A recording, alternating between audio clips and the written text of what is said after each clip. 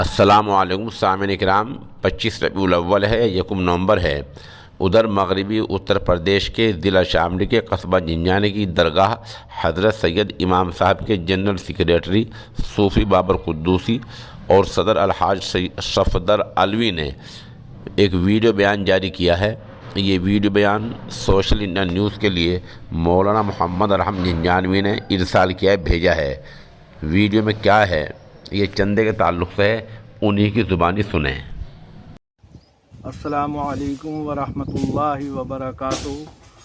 उम्मीद करते हैं कि आप सब हजरात खैरियत से होंगे। हमारे यहाँ ज़िला शामली के पास कस्बा झिंझाना में दरगाह हज़रत सैयद इमाम महमूद नासिरुद्दीन सब्ज़वारी शहीद रहमतुल्लाह अलैह का मज़ार अक़दस है और वहाँ पर मुसाफिर खाने का काम चल रहा है, जिसकी तामीरात का काम अभी तकरीबन 1 महीना जारी रहेगा। कुछ सफ़ीर ऐसे सामने आए हैं कि जो घरों पर जाते हैं और यहाँ के नाम का चंदा मांगते हैं। हमारी दरगाह का कोई सफ़ीर किसी तरह का कोई चंदा नहीं किया जाता और ना कोई सफ़ीर इस काम के ऊपर मुकर्रर किया गया है।